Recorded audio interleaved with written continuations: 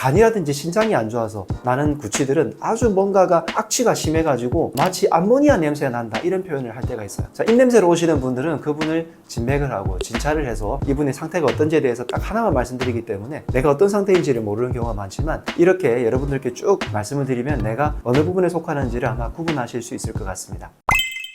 요즘 입냄새로 치료받으러 오시는 분들이 많은데요, 여러 가지 이유가 있습니다. 이야기를 나눠보려고 합니다.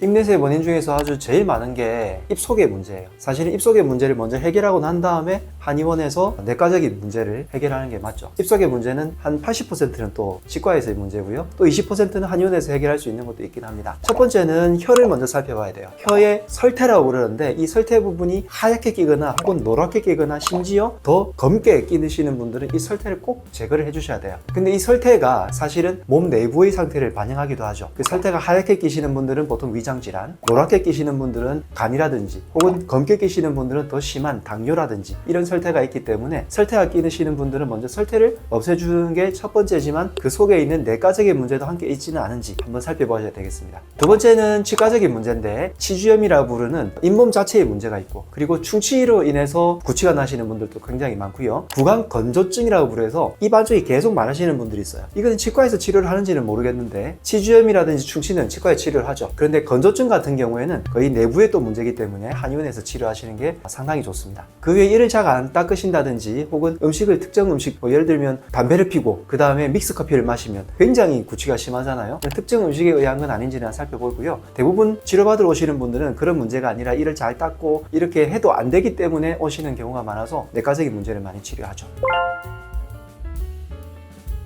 첫 번째는 위장을 먼저 살펴볼 수 있습니다. 위장에서의 위염, 특히 역류성 식도염은 바로 위쪽으로 역류하는 거기 때문에 냄새가 직접적으로 올라오죠. 위염이 있다면 위장의 염증 때문에 이런 구취가 많이 생기고요, 그리고 아마 한의원에 멀쩡하게 이렇게 걸어서 들어오셔가지고 치료받는 분들이 한 80%는 위염에 의한 구취인 경우가 상당히 많습니다. 왜냐하면 나머지 20%는 좀 이따 말씀드리겠지만 아주 깊은 안 좋은 질환 쪽이 많거든요. 그래서 먼저 위염 상태가 어떤지를 살펴보고요, 특히 역류성 질환이 있는지까지 치료를 하게 되면 구취가 상당히 많이 사라지게 됩니다. 그런데 구취는 아주 많은 수가 또 본인의 어떤 만족도와 관련이 있어요. 다른 사람이 입냄새가 난다라고 얘기하면 내가 알거나 혹은 혀로 이렇게 해보고 냄새를 맡아서 그렇게 측정하는 방법도 있기는 한데, 사실은 상당수가 내가 입냄새가 나요 라고 계속 하셔서 실제로 옆에 사람들은 모르겠는데 본인께서 계속 그런 걸 요구하시는 분들이 많은데, 이런 경우에는 심지어는 정신과 쪽에서 다루기도 하기 때문에 일단 위험이 있는지 역류성이 있는지를 먼저 살펴보고 그 다음에 다른 질환들이 있는지 살펴보신 다음에 이런 것이 다 나아서 구취가 어느 정도 좋아졌는데도 불구하고 내가 계속해서 느낀다면 다른 심리적인 마음의 문제가 있는지 아닌지까지도 살펴봐야 됩니다.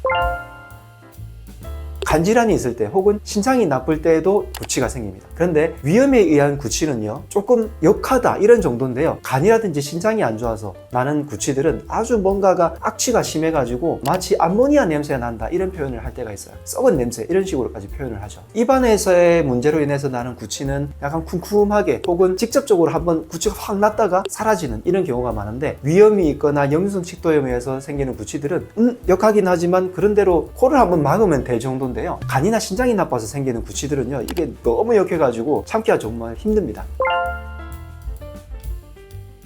네, 아마 당뇨를 들 수 있습니다. 당뇨 같은 경우에 말초 혈액순환이 잘 안 되어서 생기게 되는데, 당뇨를 한의학적으로 구분할 때 상소, 중소, 하소라고 부르는데, 상소 같은 경우에 위쪽 부분의 당뇨를 얘기해요. 위쪽 부분의 당뇨는 특히 증상 중에서 아주 중요한 포인트가 바로 입이 자꾸 마른답니다. 즉 구강 건조증과 비슷하다고 볼 수 있죠. 그런데 구강 건조증에 의한 당뇨는 아까 말씀드린 것처럼 어느 정도 참을 수 있는 당뇨인데, 당뇨가 중소로 들어가게 되면 중간 부분인데 위장의 어떤 문제랑 겹치기 때문에 위염에 의한 구취와 비슷하다고 생각하시면 되고요, 당뇨가 하소, 즉 신장 부분까지 안 좋아지게 되어서 소변에 거품이 난다든지 신장이 망가지는, 말초 혈액순환이 안 되는 그런 당뇨까지 가게 되면 신장이 안 좋아지는 당뇨라고 볼 수 있습니다.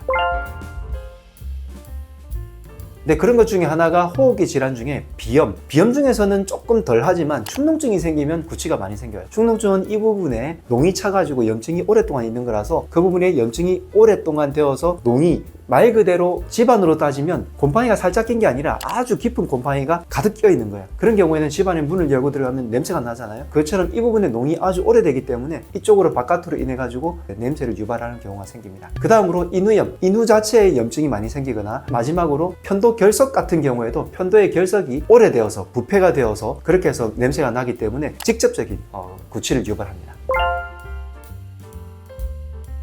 네, 맞습니다. 마지막으로 얘기할 것이 바로 금식 부분인데요. 금식을 오래 하게 되면 몸속의 지방이 분해되면서 케톤체 이런 것들에 의해 가지고 구취를 발생하게 되는데, 이때에도 마치 신장이 나빠지는 것처럼 암모니아 냄새가 난다는 경우도 있고요. 말 그대로 다이어트를 잘못하게 되면 간이 상하게 되죠. 그래서 저는 항상 여러분들께도 건강이 좋아지는, 면역을 좋아지게 하는 다이어트를 하라고 말씀드리는데, 극단적인 금식을 하게 되어도, 다이어트를 하게 되어도 마찬가지로 구취가 생기기 때문에 이런 경우에는 내가 조금 다이어트 방식이 잘못되지 않았나 라는 생각을 꼭 하셔야 되겠습니다. 그래서 정상적인 식사를 돌리게 되면 바로 구취도 돌아오게 되니까 다이어트 방식을 꼭 살펴보세요. 자, 입냄새로 오시는 분들은 그분을 진맥을 하고 진찰을 해서 이분의 상태가 어떤지에 대해서 딱 하나만 말씀드리기 때문에 내가 어떤 상태인지를 모르는 경우가 많지만, 이렇게 여러분들께 쭉 말씀을 드리면 내가 어느 부분에 속하는지를 아마 구분하실 수 있을 것 같습니다. 내가 해당하는 부분을 구분을 해보시고요. 그 경우에 해당하는 생활 습관들을 잘 고치시고 필요하면 치료를 받으신 다음에 내가 필요한 부분을 관리를 쭉 해주셔야 치료 효과도 오래가고 또 유지가 잘 될 거예요. 구독, 좋아요, 알림 설정 해주시고, 혹시 궁금한 것이 있으면 아래 댓글 달아주시고요. 입냄새로 고민하시는 분들께 공유해주세요. 건강하랑!